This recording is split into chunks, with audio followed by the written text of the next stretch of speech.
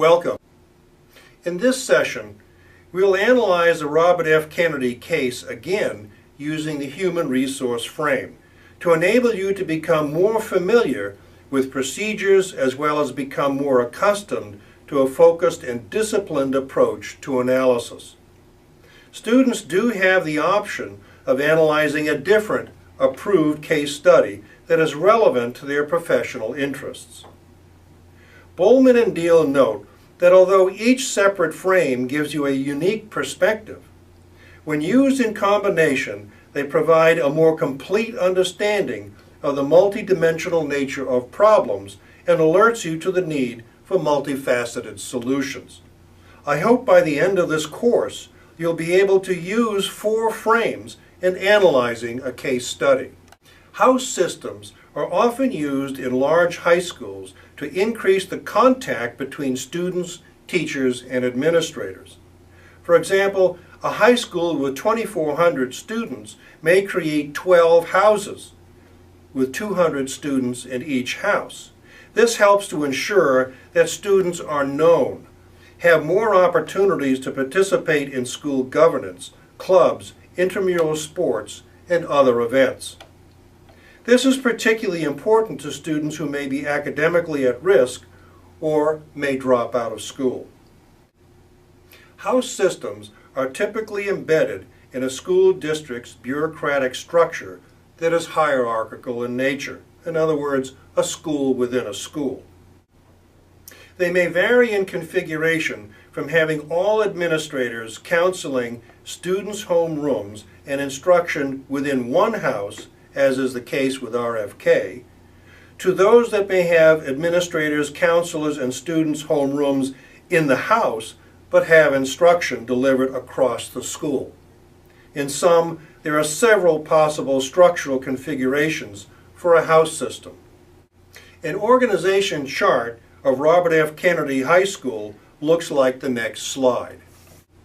Again, notice that there are vacancies in the administration, and the department heads have no line authority in respect to the house masters. This site plan of RFK during the first year of operation depicts it as an open campus and with relatively self-contained houses. During the second year of operation, the campus tightened up security, and public access was only possible through the main door. Let's talk about the case analysis process.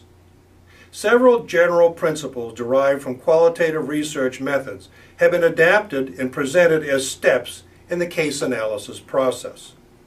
Step 1. Read the case study. In qualitative research, your data are embedded in the case study. That's the descriptive narrative. Thus, it's essential that you are familiar with the context, the nature of the organization, and case events. Read the case study thoroughly, as well as the supplementary information provided in the section titled Human Resource Issues and Options. Step 2. Know the major theories. You need to understand the basic tenets of human resource theories.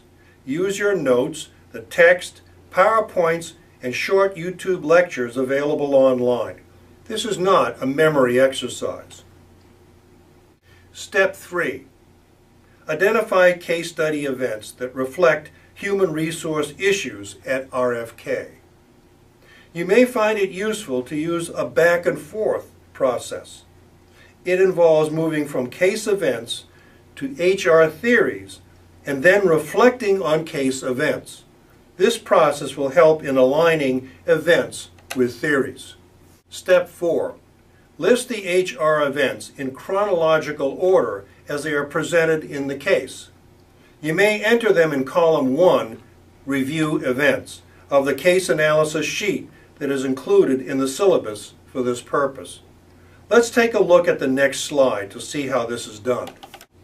You'll notice that some events that you categorized previously as having structural implications may also reflect HR issues.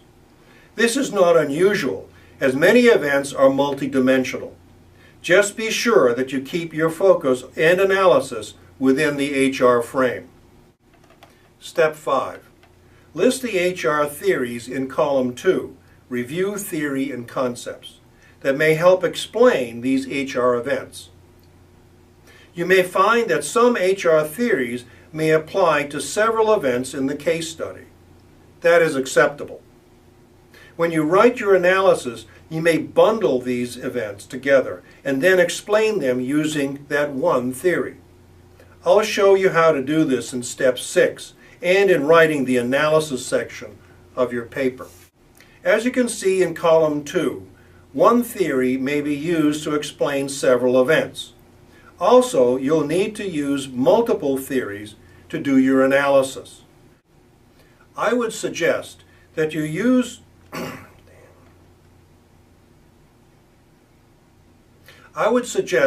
review your notes, readings, PowerPoints, and YouTube videos on these theories before you begin to write the concept and analysis sections of your paper. Step 6. Analysis. There are several tasks that need to be completed to do your case analysis, including 1. Align events with relevant theories. See the example on the case analysis sheet, column 2. Then, 2. Group or bundle events that fit one theory and create sections of your analysis that correspond to these bundled theories. Look at the example. In this slide, you can see how I've combined or bundled similar events under a theory that will be used in your analysis. Essentially, I'll be using 3 HR theories to analyze the case study: motivation, leadership, and theories in action. Next, begin your analysis section by writing a broad yet concise overview of the purpose of the HR frame, and then present the human resource frame assumptions. Then write up each separate section of your analysis: motivation, leadership, and theories in action. Each section of your analysis will follow the same sequence or steps in the template below. Recap events, recap theory, and then discuss events using theory. Here's how you should prepare your analysis paragraphs. First, the introduction or the overview of the HR frame. Then, each section, for example, motivation, will recap events, then recap theory, and then discuss explaining and linking events to theory. Then go to leadership using the same template, and then go to theories of action using the same template. Step 7. Recommendations for corrective action. After using HR theoretical concepts to analyze the case study, you should be in a position to make recommendations for corrective action. Your recommendations should emerge from the analysis. They shouldn't be random ideas. In other words, there's no need to wing it. Your recommendations should fall out of the analysis point by point and should be consistent with the HR frame. Look at my analysis on the next page. Your recommendations may focus on achieving the stated goals of the school and use several human resource strategies to accomplish that end. For example, you may want to consider using motivation concepts to solve identified problems as well as enhance the functioning of the school.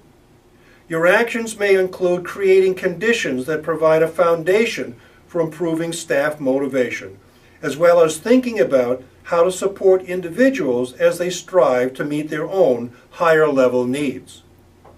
In this regard, you may also use team concepts, HR leadership approaches, and motivation strategies to satisfy staff needs. This slide lays out how you align your analysis and recommendation sections. Step 8. Critique the theoretical perspective. A critique of the theoretical perspective, in this case the human resource frame, that you use to analyze the RFK case should include a review of the basic assumptions of the HR frame. It's people-focused. and then the strengths and weaknesses of this theoretical perspective. Each of the 3 sections will have separate headings. Remember, this is not a discussion of individual theories, although you may use them to illustrate your point. This slide lays out your task to critique the HR frame. Look at the last column on the right side. Again, here's the framework that you'll need to use in the critique section of your paper. First, what are the assumptions of the HR frame? Second, what are the strengths of the HR frame? And lastly, what are the weaknesses of the HR frame? I'd like you to use the HR case analysis critique sheet as one guide when you write your paper. As you can see, the number of pages range from 8 to 10. Because people have different writing styles, the number of pages may be greater than 8 or 10. Just be thorough. If you have any questions about the paper, please don't hesitate to contact me. Thanks.